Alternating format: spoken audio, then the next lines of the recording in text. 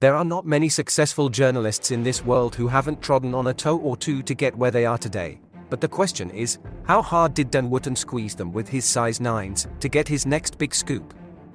The Byline Times are going all guns blazing after having Dan Wootton in their sights for the past 3 years, and are akin to a dog with a bone, busily digging up copious amounts of dirt to bury him with. Yet, there is an eerie silence from other media outlets regarding the alleged activities of Mr. Daniel Wootton, and it's becoming more and more deafening by the hour.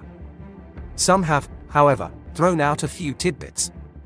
After it was alleged by the Byline Times that a man was controlled for 10 years by someone called Martin Branning, and that Martin Branning is allegedly a pseudonym of Dan Wootton, The Guardian reported on the scandal, saying that they've spoken to 7 individuals, who say they were contacted by a man named Martin Branning, and the publication stated that, though Wootton has not denied the allegation that he was Branning, they have been unable to independently establish the link between Wootton and Branning. Other media outlets are asking for different things. The Sun is asking its staff to contact its lawyers if they have any information about the very serious claims, and warned them not to talk to journalists, and on July 18 it was reported that Mail Online is looking into the claims. Other allegations made by the Byline Times are that Dan Wootton used News UK cash to pay male adult actors to secretly film themselves having sex with men he allegedly had targeted on Facebook, and that he was a serial bully at the Sun, who have appointed legal firm Kingsley Napoli to investigate the allegations. Byline Times also state that 2 of Dan Wootton's alleged targets made criminal complaints to Scotland Yard before learning the real identity of their tormentor, and interestingly, the Byline Times have said they handed a 28-page dossier of evidence to the Metropolitan Police for investigation on June 20, 2023. Another damning article by the Byline Times accuses Mail Online of knowing about serious criminal allegations of a sexual nature about its columnist Dan Wootton in May, and they allege that they failed to report them to the police and continued to publish his work on 5 occasions. They have also said that the Sun allegedly failed to report the same detailed allegations to the police, despite knowing about them since at least June 7, 2023, a month before running a controversial front page about a BBC presenter who, in the Byline Times words, lawfully paid for sexual images. They allege that the matter was reported to the publications by a former male adult entertainer whom Wootton employed to help him catfish men. A further allegation was also made, which the Byline Times alleges is known by both newspapers, details of which the Byline Times said they are unable to report on at this time. The man told the Byline Times, the Mail said they couldn't touch the story as Wootton worked for them. They said it sounded like a very serious criminal matter, and said that I should go to the police, which I did. I also told the Sun about it and the fact that Wootton had paid one of my colleagues for sex work from their own accounts by pretending he was a source on a story about Amber Heard. They also told me to report it to the police. So, I did that in June. Neither publication at that time had reported at all on the 3-year special investigation into the personal and professional conduct of Wootton, yet the Sun covered Wootton's denials in a 143-word piece on the 20th of July. News UK, its publisher, has since set up an internal inquiry, and Mail Online has, according to the Byline Times, unofficially paused Wootton's column. So what is the truth? Is Dan Wootton everything the Byline Times claims he is, or has his ex-boyfriend, who Wootton says is working with an organization to close down GB News, created an untrue story? Dan has said of his ex, in the past he has written to me confessing to being a psychopath, and I saw this firsthand. I have been forced to report his behavior and threats to police. They are now investigating. So, is Dan Wootton, who says he is opening up the gates of hell by speaking out, a target of a smear campaign by nefarious players with an axe to grind? Is a hard left blog, as Wootton suggests, really on a deranged campaign of harassment designed to destroy him financially, mentally, and professionally? He's the victim of a witch hunt, apparently. Where have we heard that one before? And says that dark forces are trying to shut GB News down. What is he on about? Just who or what are these mysterious dark forces? Well, Blinkerhole has been quietly working behind the scenes on that for an upcoming video, so please be sure to subscribe to our channel if you haven't already. It's one not to be missed. Reportedly having a net worth of millions, Dan, who says he cannot comment further on, as he put it, those spurious claims, on the advice of his lawyers, amazingly has set up a crowdfunding campaign to pay for them, begging the public for help to stop him being cancelled by far-left online smears. However, the Daily Star has since reported that Dan Wootton appears to be failing miserably in his bid to raise £150,000 towards his legal fees. They state that his supporters have pledged just £37,500 as of 3 p.m., July 30th, amounting to just 25% of his goal, with just £3,000 of that figure gifted in the last 6 days. So, with a massive amount of information and allegations to pick apart, where do we even begin untangling this very intricate web? As with all our deeper investigations, we start at the very beginning, which we feel is needed in this case to get a good measure of the man standing in the firing line. How did he arrive at this precarious point in his long career? The question that will ultimately lead us to the answer is, as always, who is Dan Wootton? Really? Daniel John William Wootton was born in Wellington, New Zealand in 1983 to British parents. His mother Mary was born in Essex, and his father John was a school headmaster and teacher. He also has a sister Ashley who is a travel agent. During our investigation into Dan's roots, we discovered that his grandparents are RAF airman John George Wheeler and London Blitz survivor Sylvia Jean Cook and Catherine Taylor and William Thomas Wootton. We also found a detail that may come as a complete surprise to some: the fact that Dan Wootton comes from a large extended family of police. Blinkerhole discovered that on July 11, 2008, Dan Wootton's uncle, his father's brother, Sergeant Derek Wootton, was tragically killed while laying road spikes to stop a criminal gang member involved in a carjacking who had kidnapped a teenager. The incident happened on Demock Street, Titahi Bay, Parua, New Zealand, and the gang member, Andrew Popo, 32, was sentenced to 8 years and 9 months in jail for manslaughter. Another of Dan's uncles, another brother of his father and also a policeman, Constable David Wootton, said the jail term, which included a minimum parole period of 5 years, had left him with no faith in the justice system. As the sentence was read out, Sergeant Derek Wootton's other brother, John Wootton, Dan Wootton's father, quietly whispered, "Outrageous." Sergeant Derek Wootton's fiancée and partner of 10 years, Miss Hewitt, who was a non-sworn police dispatcher, was in shock trying to deal with the death.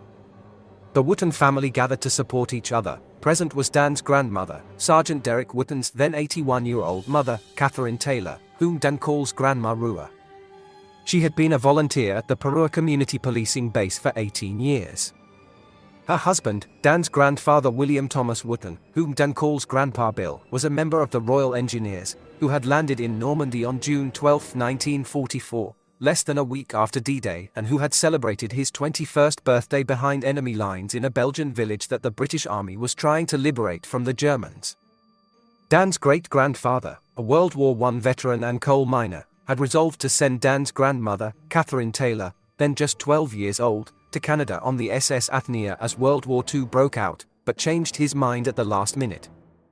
It turned out to be the first British ship lost after war was declared, and if she had been on it, Dan Wootton would not be around today to tell the tale. Dan has said that his family and friends in New Zealand are extremely important to him, and he returns home often, on average twice per year. Dan incidentally was absent from GB News amidst the scandal when his name began trending in a rapidly growing Twitter frenzy, and he told viewers he had taken a scheduled holiday in New Zealand with his family. As a child, Wootton grew up in Lower Hutt, a city to the east of Wellington Harbour, and attended Avalon Primary, then Nini Intermediate and Nini College. When he was 15, he and a close family friend, songstress Brooke Fraser, cut their teeth on the Evening Post's youth page, and when the publication's popular Polly's Picks column ended, teenager Wootton contacted editor Tim Pankhurst and offered himself as a replacement. "I'm never shy at putting myself forward," Dan said. The day his column, Dan's Diary, launched was one of the most exciting days of his life, and the column continued after the Evening Post's merger with the Dominion.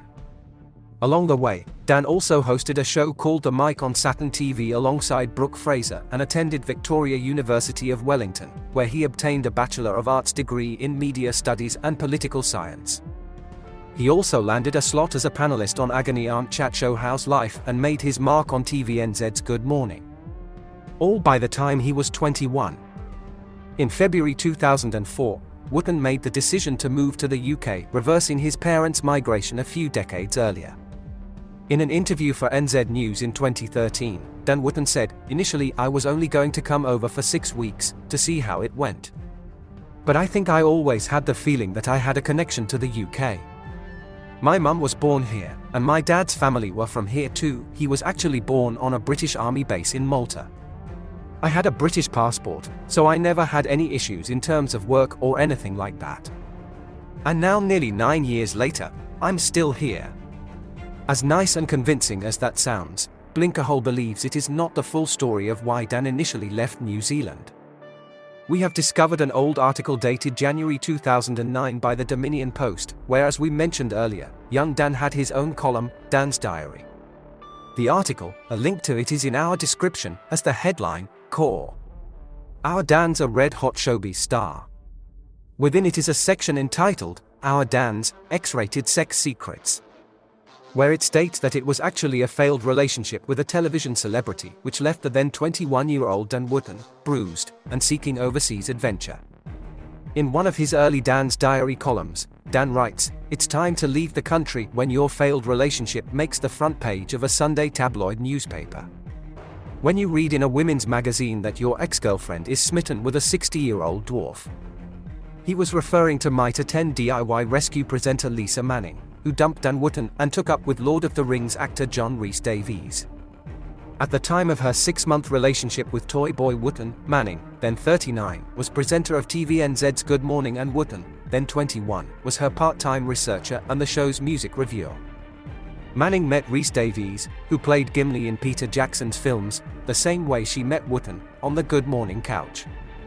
Manning was dropped from the show, for reasons TVNZ said were distinct from the breakdown of her relationship with her young co-star, and Wootton said, "I felt like my TV career in New Zealand was over before it had begun. It left me quite burned."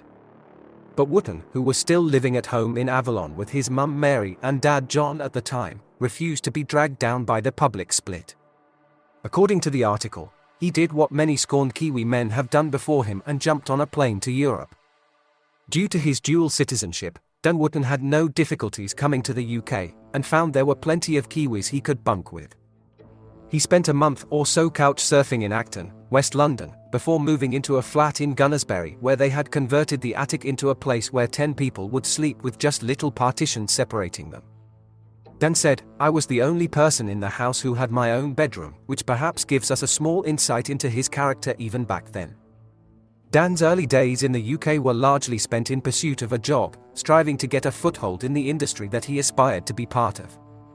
After a brief flirtation with becoming a financial journalist, "I was dealing with hedge fund managers who would have had fortunes of 100 million or something," he later told a website for New Zealand expats, "and here I was earning absolutely no money and talking to them about something I knew nothing about."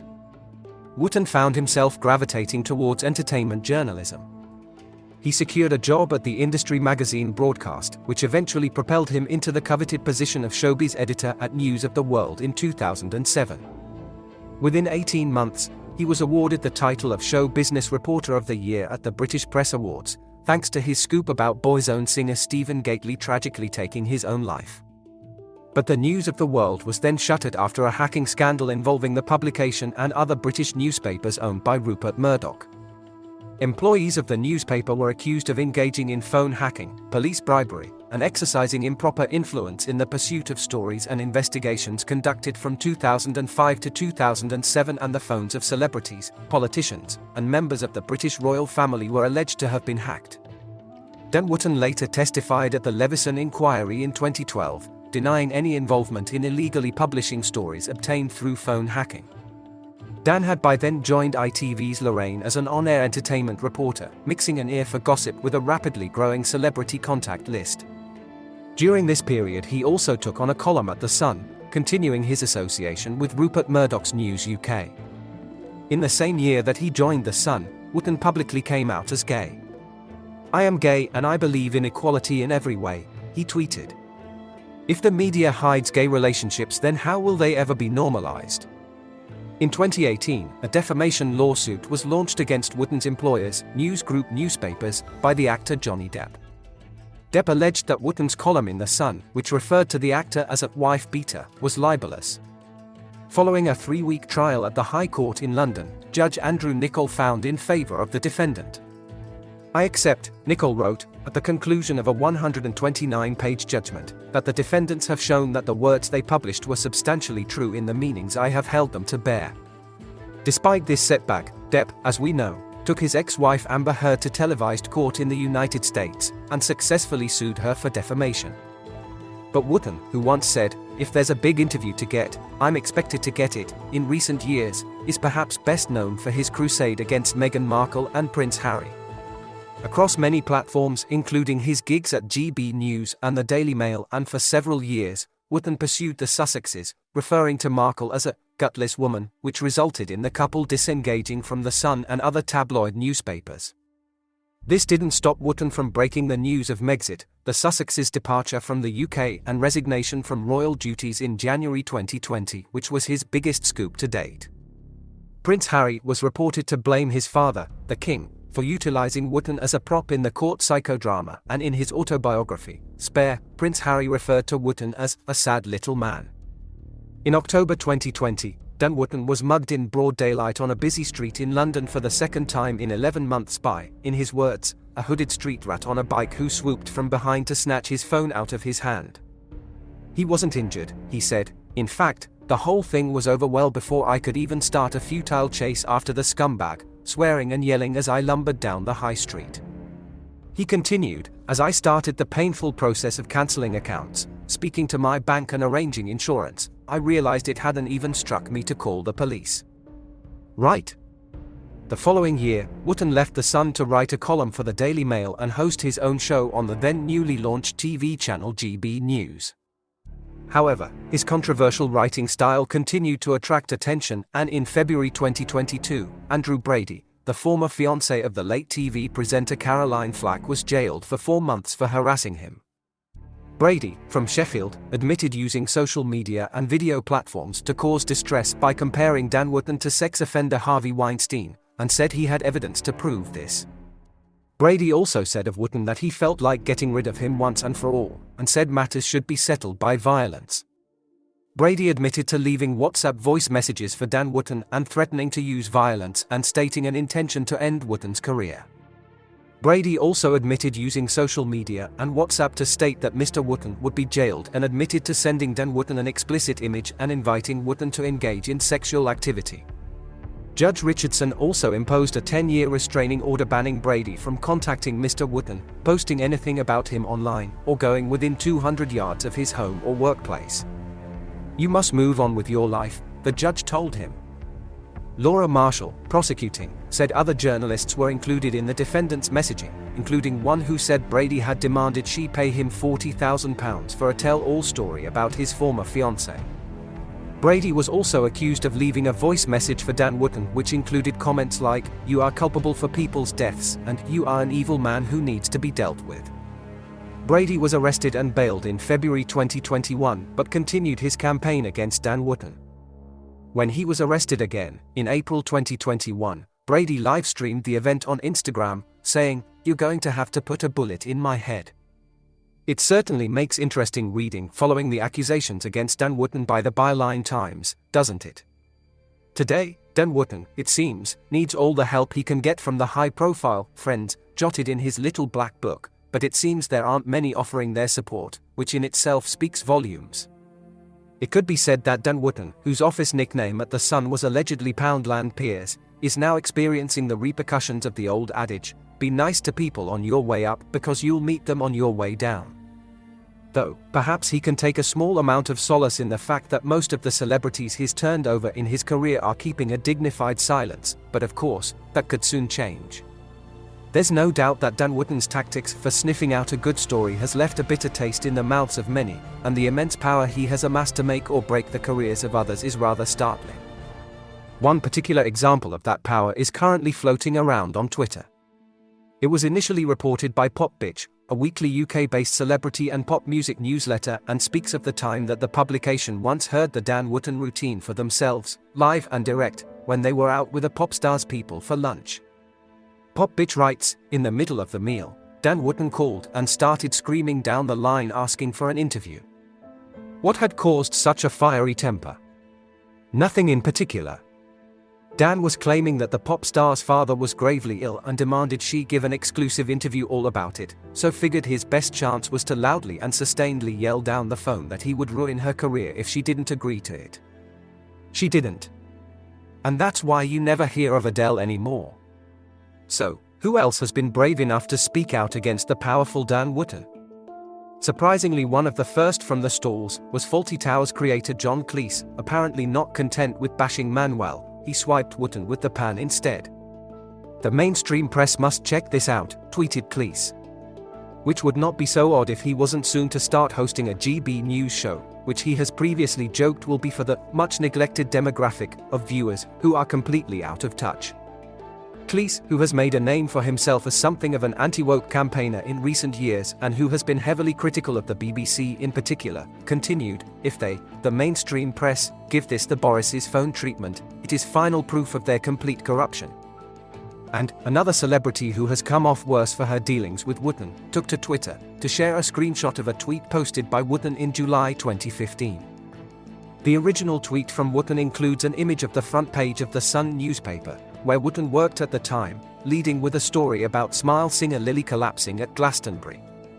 "Whilst I'm able to take responsibility for my own actions, I can hand on heart say that a big part of the reason I would get myself into these states was because of the relentless bullying and constant surveillance and scrutiny this man had me under," Lily told her 5 million followers.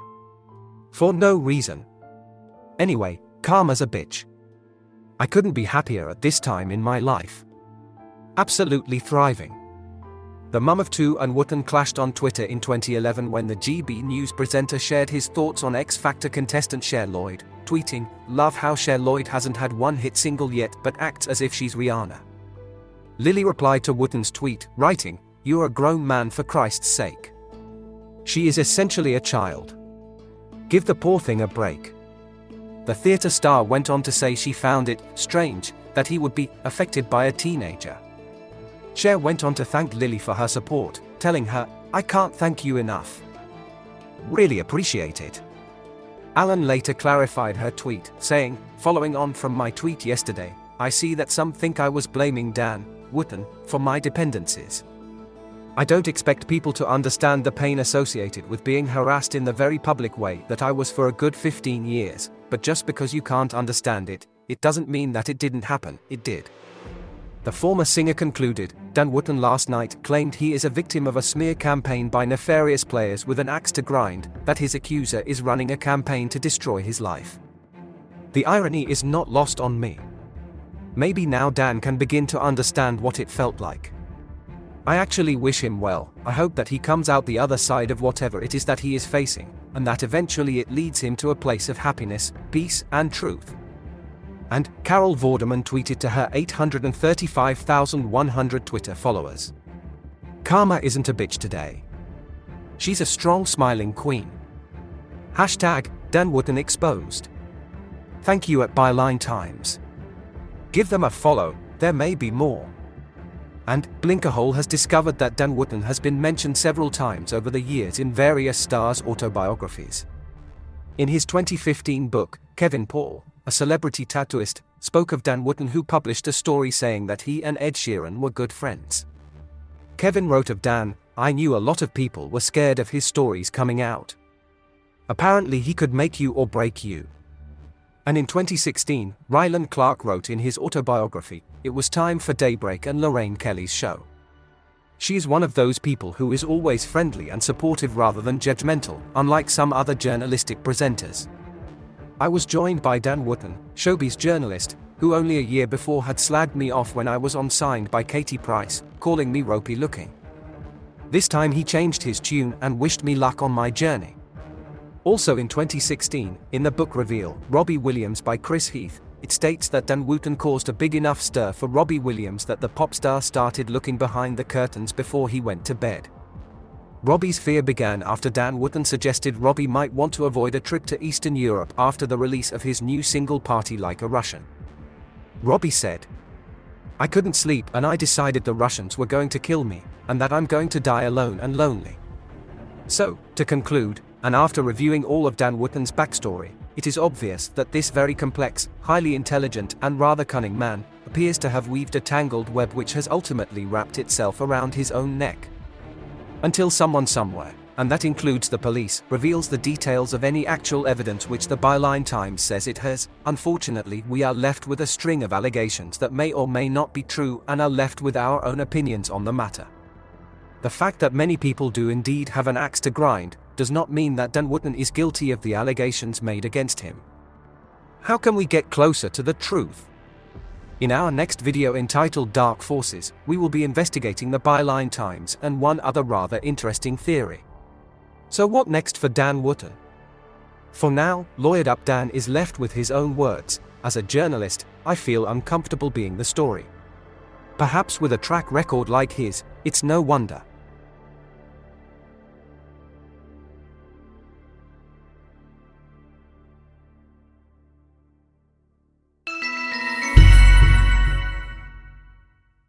Please like and subscribe for more journeys through the Blinkerhole. For entertainment purposes only.